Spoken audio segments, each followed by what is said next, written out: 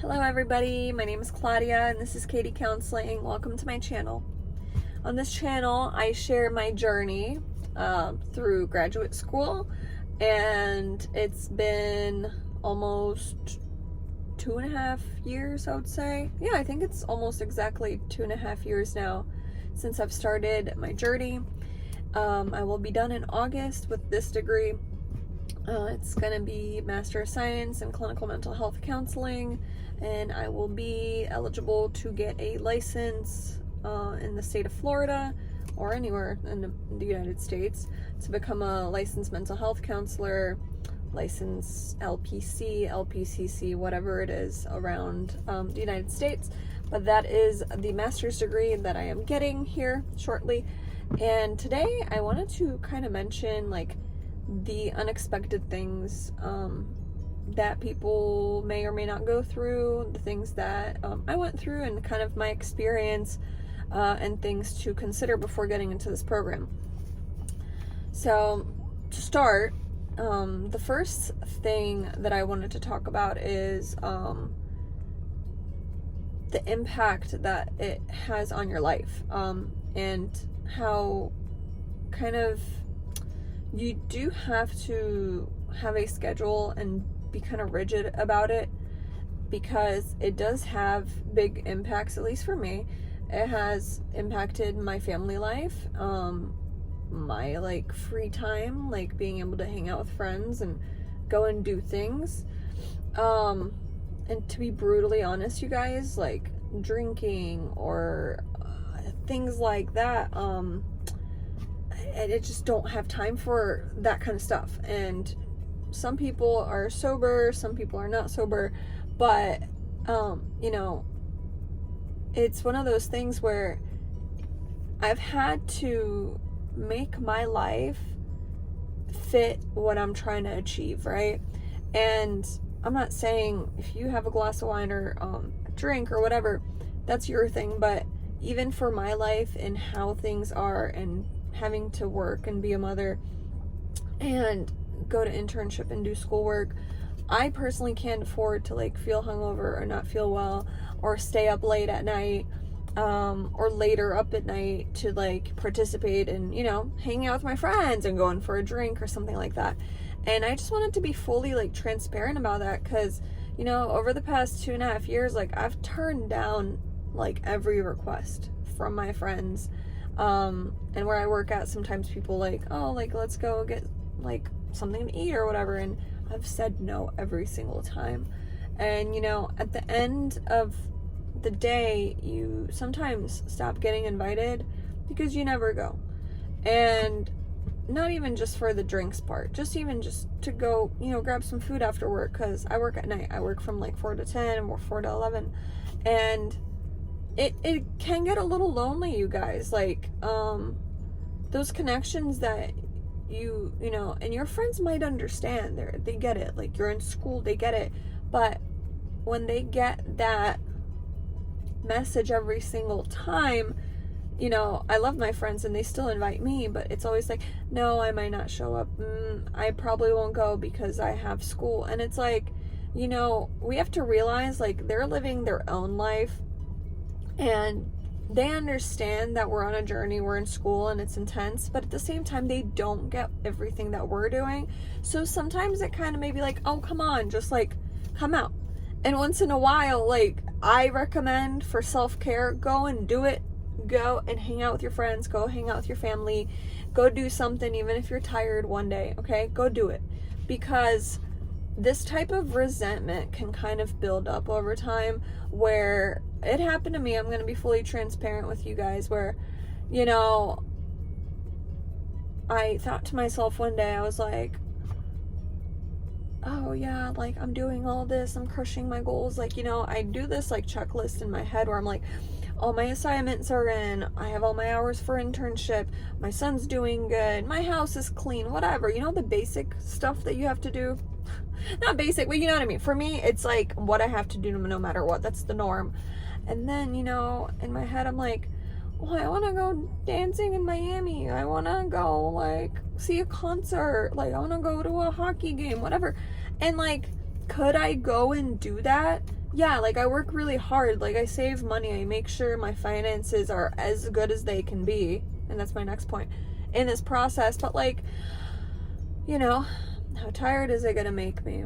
Am I going to be able to go to internship at 8 in the morning, finish at 1 or 2, go home, get dressed for work, and be at work from 4 to 11 and do it all over again the next day? Or, you know, be able to, I don't have internship every day, but, you know, the next day I have to do something with my son. And, like, am I going to be, like, fresh and ready to do those things?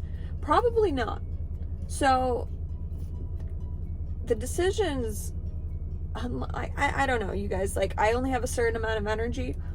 You guys might be a different story, but there's only a certain amount of energy that I have in a day that I can give out. And that's the one thing to be mindful of in this journey, because just be mindful of it. Be scheduled, get good sleep, because there was a time period, it was like around Christmas time, where like if I didn't get at least 6 hours of sleep, I would not be feeling well the next day. Like I couldn't focus. I was kind of not feeling myself. You know, I just wanted to take a nap. And, you know, when your body needs rest and hydration and just nourishment, and you just keep running and running and running and running, it's tough to get yourself back to base point. So just be really careful that you don't get yourself to that point. That's why I say, yeah, it might just be a night out. It might just be staying out later. It just might be saying yes to picking up an extra shift at work. And that was another thing that I had to do, is like these boundaries. So this whole journey is about boundaries with yourself, with others, with commitments, with, you know, boundaries of when is it enough for, you know, the grades that I want? When is it enough to do an assignment? Like, when can I say, okay, I've done enough, I don't need a 99%, I can be good with a 90, right? Things like that is this moderation and boundary thing that you will learn in graduate school. And I hope that all makes sense. So yeah, this brings me to my next point, is financials.